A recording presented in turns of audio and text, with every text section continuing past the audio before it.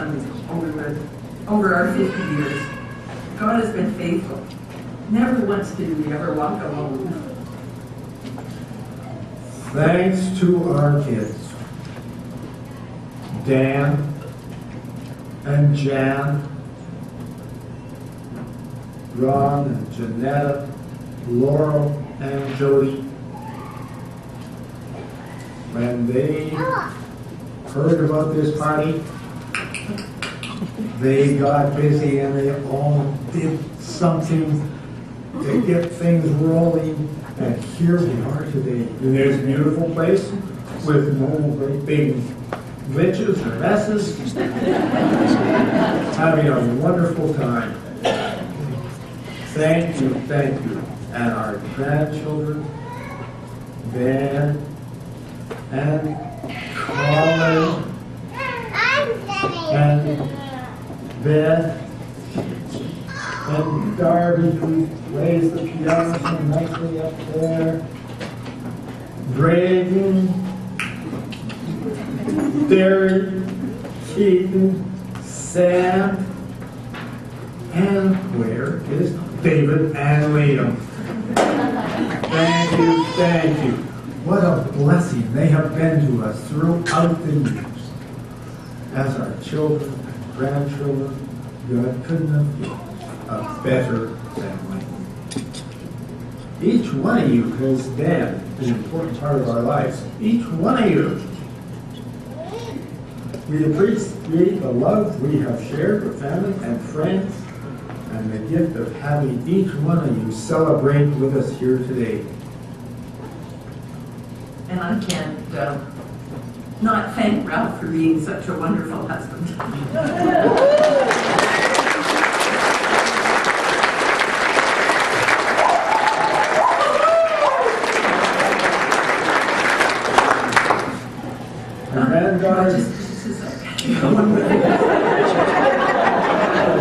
I made a wedding cake for today, and just like the one in the picture, except I didn't ice it because we don't eat so much sugar anymore, so the cake is not iced.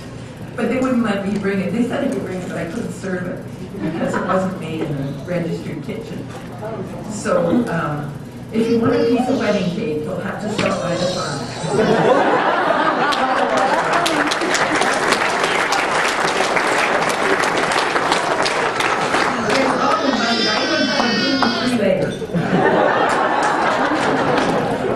And you can have some goat cheese with it too. Okay, our granddaughter Darby is going to play a song with summarize the song.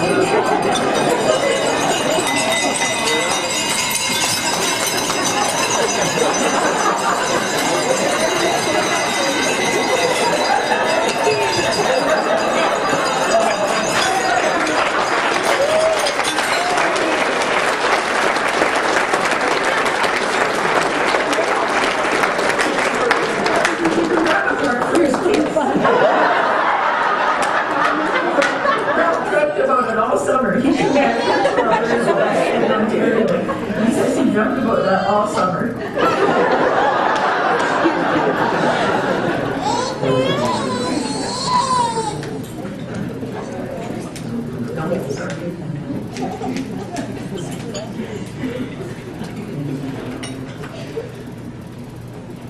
I'd like to introduce a dear new friend of ours,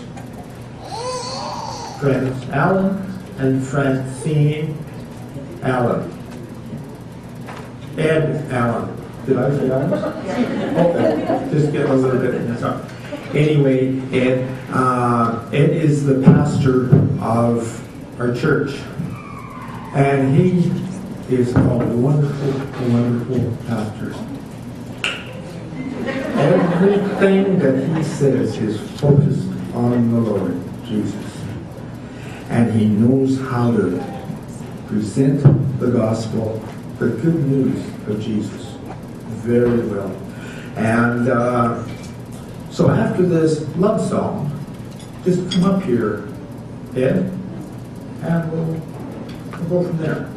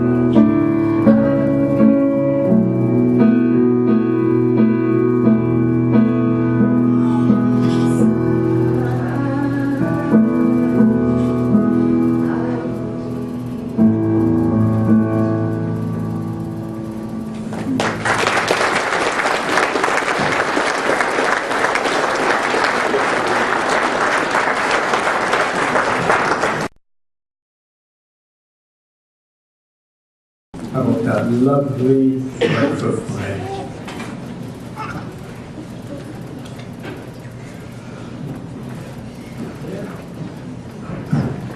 Ralph and Lois. You know, they've asked me to share a few words, and I don't think they know what they're asking when they're asking a preacher to come to a podium with a microphone with a captive audience of friends and family. It can be a very dangerous thing. They've asked me to share some words that I don't know that I have to share a whole lot here. I think we've seen a life that's been blessed. I think we've seen a life that has spoken. I think we've seen a life that has Jesus Christ involved with it. Would you not agree with that?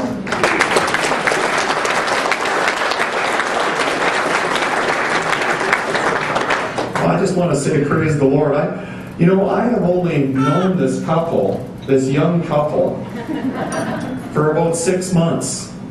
But there's a connection that goes back probably 9 or 10 years ago when our own sons attended Sunnyvale camp. And so, they came back and they shared stories about catching frogs and bugs, and this witty man with lots of jokes that he likes to share. As a matter of fact, I was talking to Ralph about his own sons and daughters, and he said that one of his sons was a doctor and he married another doctor and they were a pair of docs.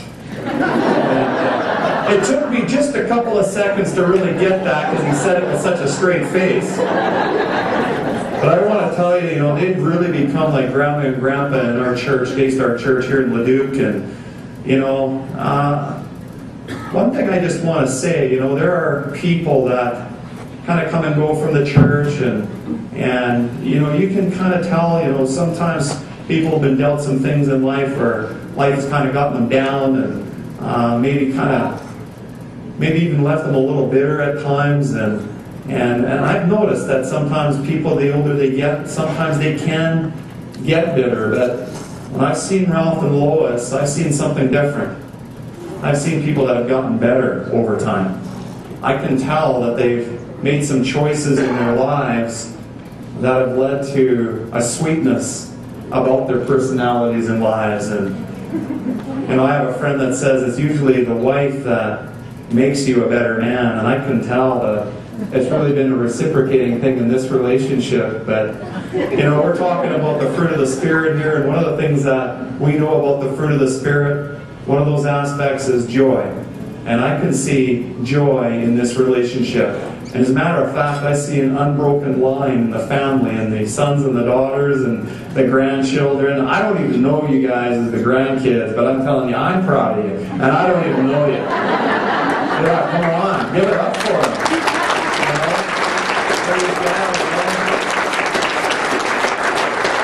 You guys are participating in something that's really valuable and really powerful. And I know Lois wants me to preach a very profound gospel message here of Jesus Christ and His power, and we understand what that means already, because these are gospel people. They're good news people. They're joyful people. They're sweet people. And He never paid me to say any of these things.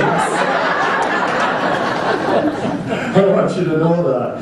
But hey, if I could say something about this couple and what I see, is that everybody has a story.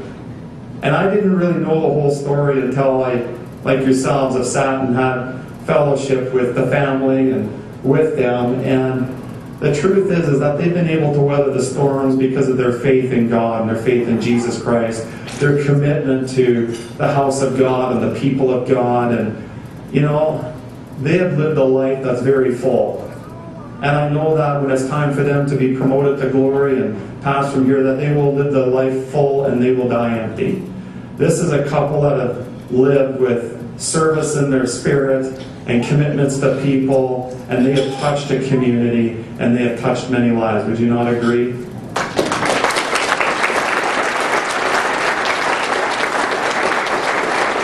I really don't feel that it's appropriate for me to say much more.